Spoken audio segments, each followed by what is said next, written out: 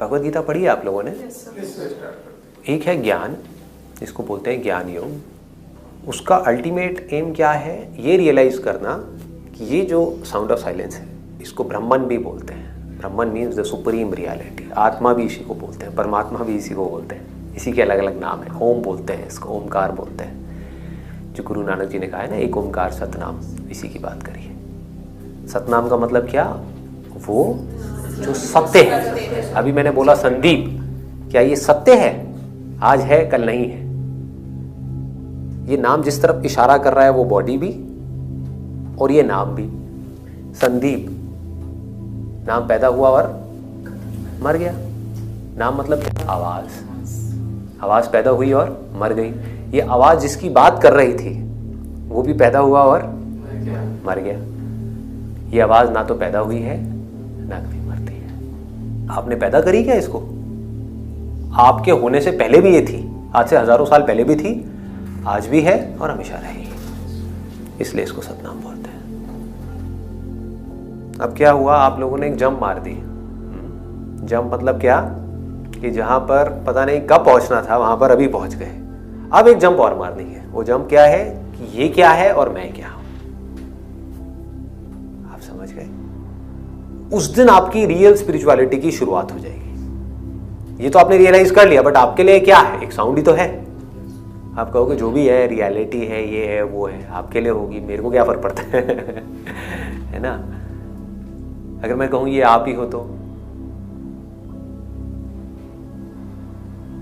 अभी समझ नहीं आएगा ना।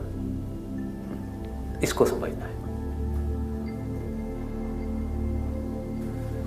जिस दिन ये समझ आ गया, उस दिन सारे डर खत्म हो जाएंगे, सारे डिजायर्स खत्म हो जाएंगे, सेल्फिश डिजायर्स। थॉट्स ना के बराबर रह जाएंगे और आप फ्री हो जाओ।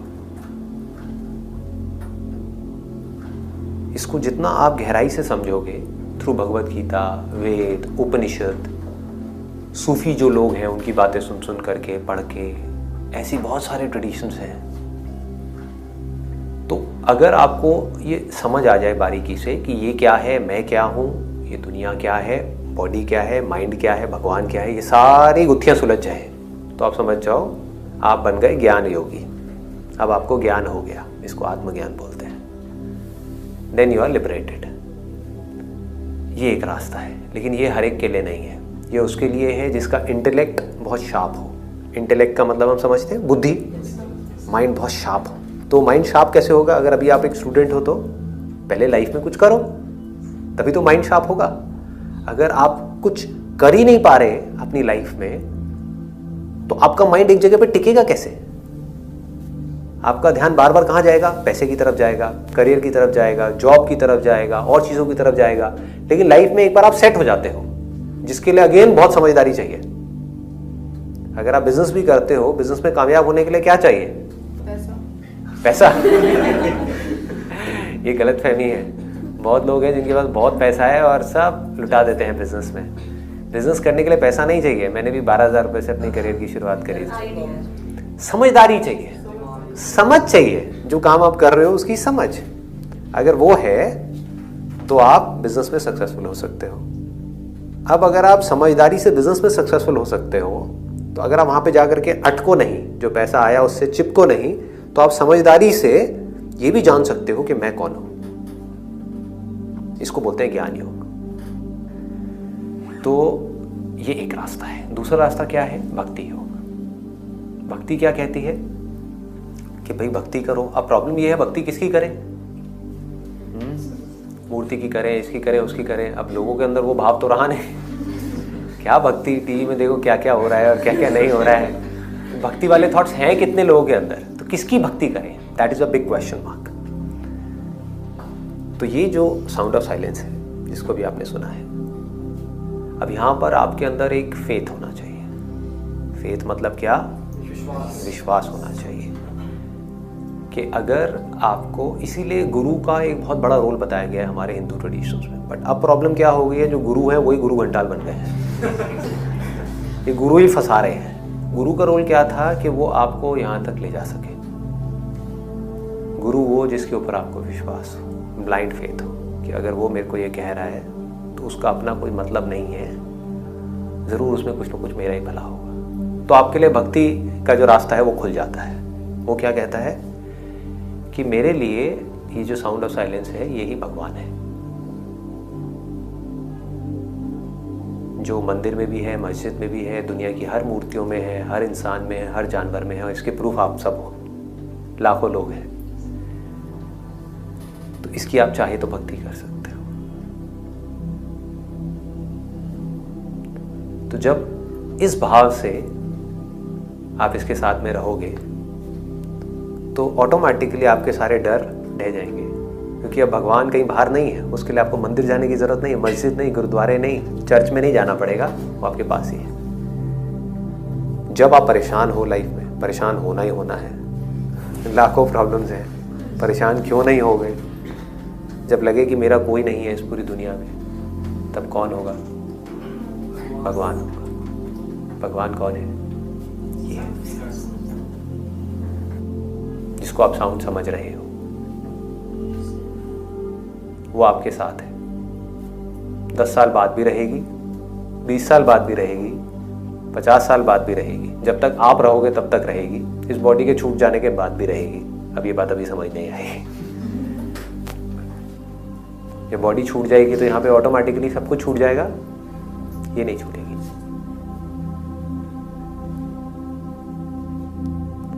तो अब अगर ये भाव आपके अंदर पैदा हो जाता है तो यहाँ से सरेंडर आ जाता है कि जब भगवान मेरे इतने पास है तो कहीं जाने की ज़रूरत क्या है, कुछ किसी से डरने की ज़रूरत क्या है। तो आप क्या करोगे? यहाँ पर अपने आप को सरेंडर कर दोगे, इस साउंड ऑफ साइलेंस के हाथ में अपने आप को दे दोगे, and you will be peaceful. ठीक है जी। लास्ट रास्ता क्या है? कर्मयोग। कर्मयोग का मतलब क्या है? ये बहुत कम लोग समझ पाते हैं कि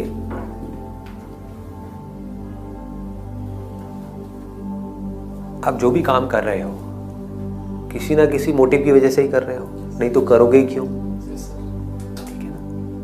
कोई ना कोई डिजायर होता है। तो आपके काम करने की वजह से या तो वो डिजायर पूरा होगा या नहीं होगा। आपकी एक्सपेक्टेशन या तो पूरी होगी या नहीं होगी। हो जाए तब भी और नहीं हो तब भी भगवान के हाथ में छोड़ दो। काम अपना प्रॉपर तरीके से करो, इसको बोलते हैं कर्मयोग। इतना सिंपल है। भगवान कौन? ये रहा, हमारे पास ही है, कहीं दूर नहीं है। इसके लिए पहाड़ों पे जाने की ज़रूरत नहीं है, मेडिटेशन करने की ज़रूरत नहीं है। ये बड़ी गलत फहमी है जो लोगों ने, कुछ जो अपने ये है ना ऑर्गेनाइजेशंस हैं, उन्होंने अपने फ़ायदे के लिए ऐसी ऐसी चीज़ें फैला दी हैं कि भगवान को पाने के लिए आपको पता नहीं क्या क्या करना पड़ेगा। आप कुछ भी कर लो, आना फाइनली यहीं पड़ेगा। अभी आओ, हजारों सालों बाद आओ, वो आपके ऊपर है कब आते हो, आना यहीं पड़ेगा। इसके बिना मन शांत नहीं होगा। तो अब अगर अपने जो भी आपको मिला या नहीं मिला, सब मेहनत करने के बाद भी, वो अगर आपने इसको सरेंडर कर दिया, आपने बोला भाई तेरा था, तुझी को दिया, खत्म, तो आप टेंशन फ्री हो गए। नहीं किया तो क्या होगा? रोते रहो, रोते रहो।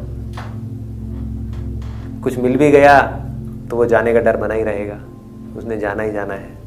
नहीं मिला तो रोगे रोगे, मिल गया तो और की चाह पैदा हो जाएगी, फिर उसको पाने के लिए पागलों की तरह भागते रहोगे, फिर वो मिले ना मिले उसकी भी कोई गारंटी नहीं है। तो हर तरफ दुखी दुख होगा। इतना सिंपल है। This is called spirituality. अगर ये चीज हमको समझ आ जाए तो धीरे धीरे हमारा जो मन है वो शांत हो जाता है।